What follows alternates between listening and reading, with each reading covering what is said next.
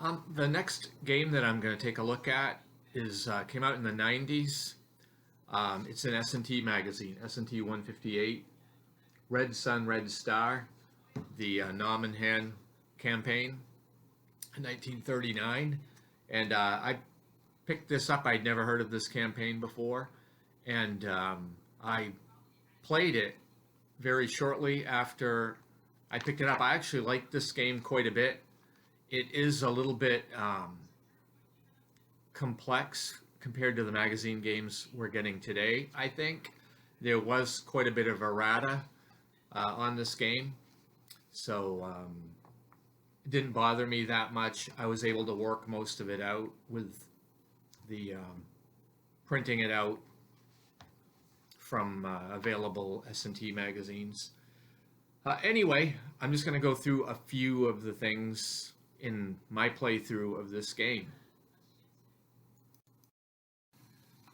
So what I have set up here is the campaign game. There's an option to combine scenario 1 and scenario 2 into a campaign game. So it will cover July and August of 1939. So here we're starting with turn 1. Here we're starting with turn 1. It's July 2nd, 1939. And basically the flow of the game is that in July, the Japanese are going to be launching an attack into the disputed area. And as the game progresses in August, it will set up for a counterattack by the Soviets. And the victory, the simplified version of it, is who controls the disputed area, which is in between the dotted line at the top of the map you can see near Nominhan. And then just off map on the bottom, you will find there's a river, the Halfa River. So the Japanese need to move across the Halfa River into this disputed area, and the Soviets need to move in, and they dispute that area. And at the end of the game, whoever has the most combat factors there essentially wins. So it is a slugfest with the 1939 quality units. One thing I'll mention, I have noticed a lot of similarities between the system used in Red Sun, Red Star with the Operational Combat series. They are both somewhat operational games, and I started playing both of these games in the mid-1990s. I started the OCS with the Enemy at the Gates, and I played this game also around the same time. And there are a lot of similarities, although the systems are different. So straight away, I decided to try to get my feet wet with the air combat. And again, the air system is very similar to OCS in many ways. Fighters have two types of missions they can go on. They can patrol, which is very similar to fighter sweeps, and they can escort.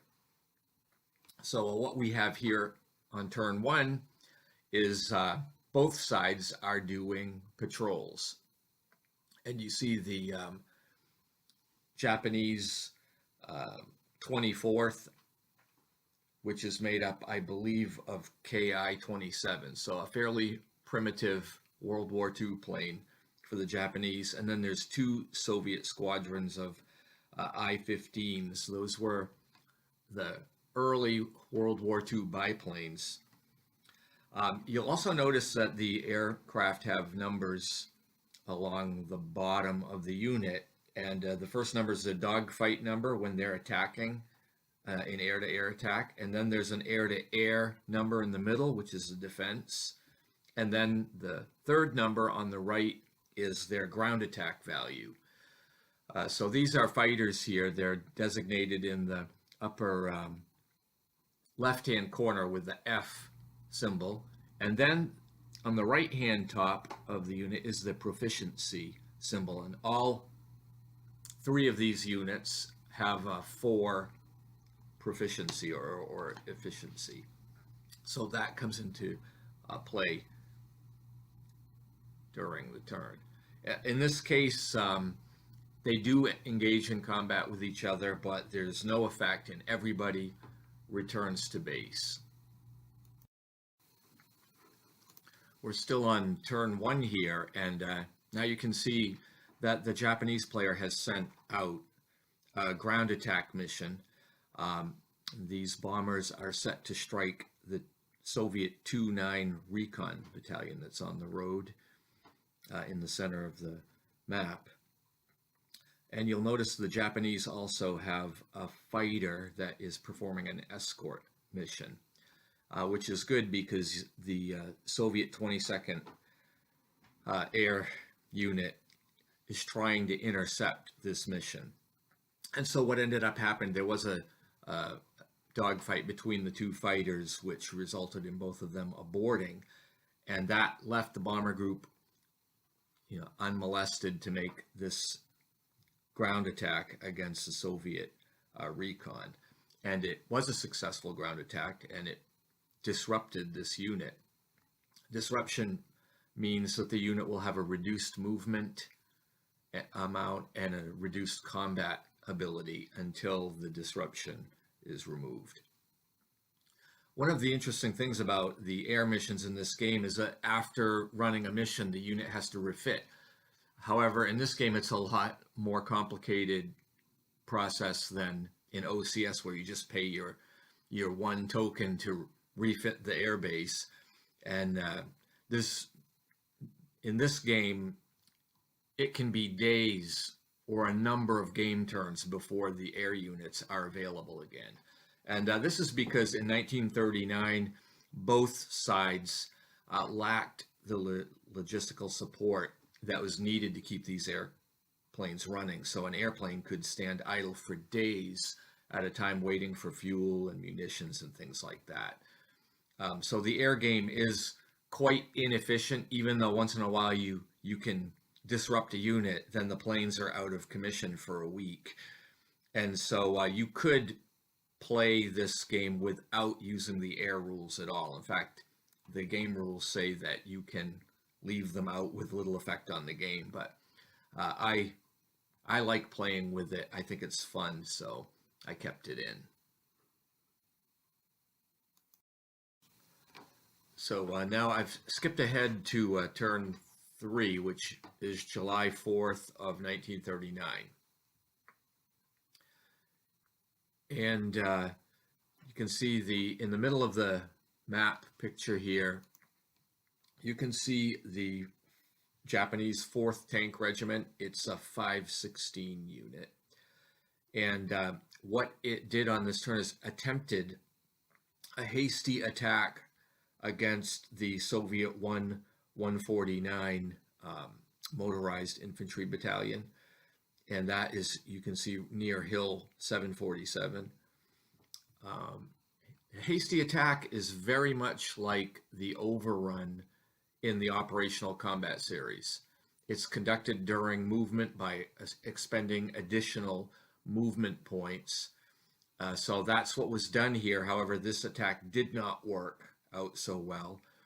So the Japanese tank unit had to decide whether to retreat or to suffer a morale check. So it decided to retreat in this case. Also, if you look at the minor river there on this map, you'll see a couple of bridges here. One is labeled the New Engineer Bridge. The other is called the Old Engineer Bridge. And these bridges in very, very light blue print show the dates they come online. They're not considered to be there at this moment in time. In fact, the Old Engineer Bridge will become available on July 9th, which is turn 8 in this game. And the New Engineer Bridge will be available on July 25th, which happens to be turn 15 in this game. However, this being a minor river, the units do not need a bridge to cross it. The motorized type units expend an additional 3 movement points to get across this, whereas the leg units expend 1 leg unit to get across the river, without the bridge.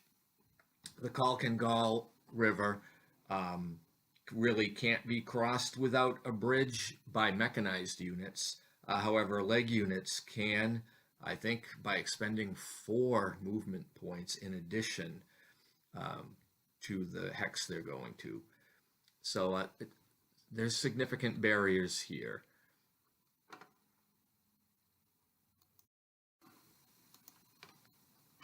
Now we're up to turn 5, that is July 6th of 1939, and here we see the Japanese send an escorted mission of heavy bombers to attack the 185 Artillery Battalion. You can see this is quite a powerful artillery unit. The first number on the bottom of the counter is the combat strength of 5, but notice in the middle the range is 21. So this is a long-range weapon. And then the number on the right-hand side is just the movement allowance. So the Soviets do have patrols, and they drive off the fighter. However, the bomber is enabled to make this ground strike, and it suppresses this artillery unit. So this is a successful mission. I'll come back a little bit later. Skipping ahead here to turn 9, which is representing July 10th of 1939. And as you can see in this picture, the Soviets are starting to get a solid defense, and frankly, they are planning a counterattack. They're building up for this, which is really what August is all about in this game. A couple of things that I wanted to draw attention to in this picture. You can see the Soviets have some reserve counters. And again, this is another one of those things that is similar to the Operational Combat Series. Units that are placed in reserve in this game can be released during the opponent's movement phase. So they don't have a special segment of their own to move in, but they can interrupt the movement of the opponent to release something from reserve, and can change the dynamic of the battlefield. Another thing that you can notice here in all of these units, in the top right of the counter, there's a number, and for example, toward the middle of the screen, you see the 149th Regiment. There's a few units there. They have a 5 in the right-hand corner, and then the artillery, the 149th Artillery, has a 4. That is the proficiency rating. And again, like the Operational Combat Series, this is very similar to the action rating. And when combat is resolved, these numbers are compared to each other. And if you have a full unit, you know, if you're 1 more than the other side, you get a 1 column shift in your favor. If your proficiency is 2 higher, for example, if a 5 is fighting a 3, you get 2 column shifts in your favor on the combat results table. So again, it's very reminiscent of the mechanism of the action rating in OCS.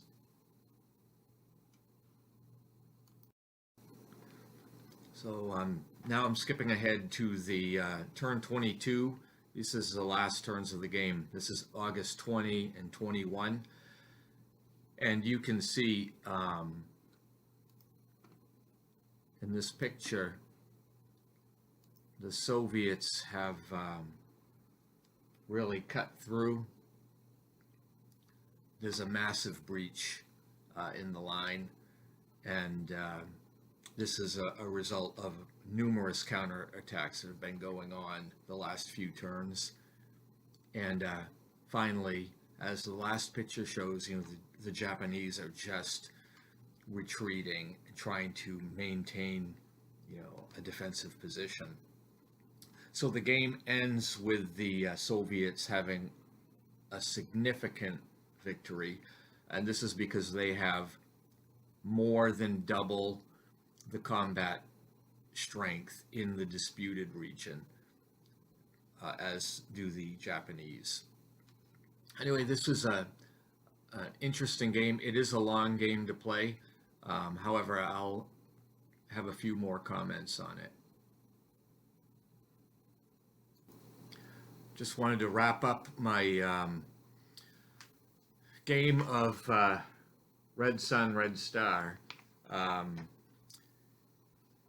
know this game has a few people who have not been fans of it because of the errata. There is a lot. I think you can find it on grognard.com. I know if you have the old S&Ts, S&T 62, 162, I mean, which I think was the Saipan Clontarf issue, has some errata in it, and S&T 163, which is on the 7 Years' War, that also has errata for this game in it. And I also pulled out a couple of magazines that I have. One here is Moves 90, no, the Fire and Movement 93. You might remember this one. You can still get this easy enough. But on page 33, there's a profile of Red Sun, Red Star. And it just goes through, it's mostly a review and some opinions about the game. I found it interesting and helpful. And then I'll mention another magazine, Moves, from, this is Moves, I think, 82. Yeah, Moves 82. And this also had a very detailed article here on page 29. And this gives a fairly good analysis of the game system, as well as a short replay at the end of the article of the July scenario. So that's Moves 82. You can find these usually on eBay if you're really looking for it, or Noble Knight Games or something like that. Anyway, I did like this game. I'm primarily a solo player, so I don't mind tinkering. And if there's some errata, I usually find a way to solve it myself. It's not broken, I don't think. I think that you can make it work. Anyway, I hope you enjoyed this look at Red Sun and Red Star from Strategy and Tactics number 158. Until next time.